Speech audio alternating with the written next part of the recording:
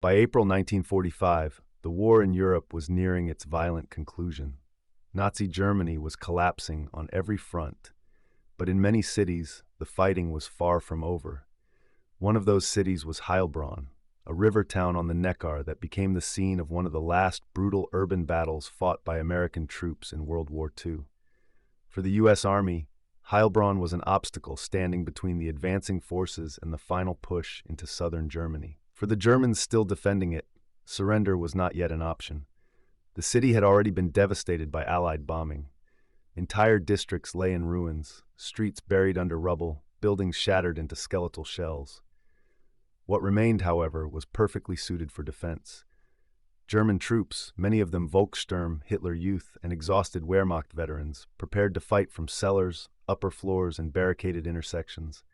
Snipers lurked behind broken windows. Machine guns covered streets turned into deadly corridors of fire.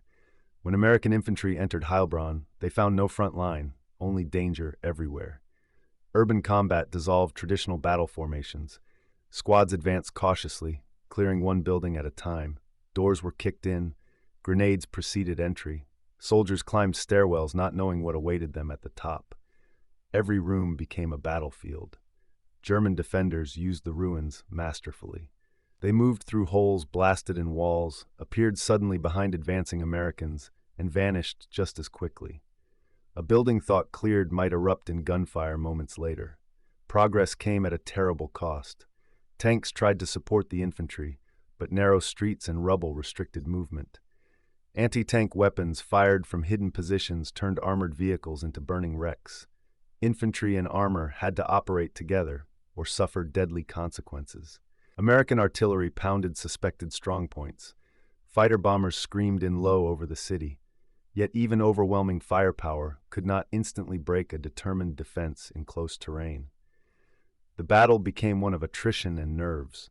Small unit leadership proved decisive.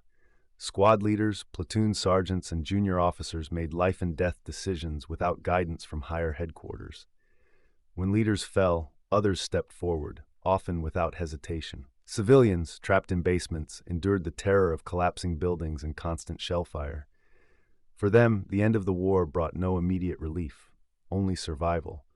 As days passed, German resistance slowly crumbled. Ammunition ran low, communications failed, isolated defenders surrendered or slipped away under cover of darkness. Finally, American troops reached the Neckar River and secured the city. Heilbronn had fallen, but at a high price.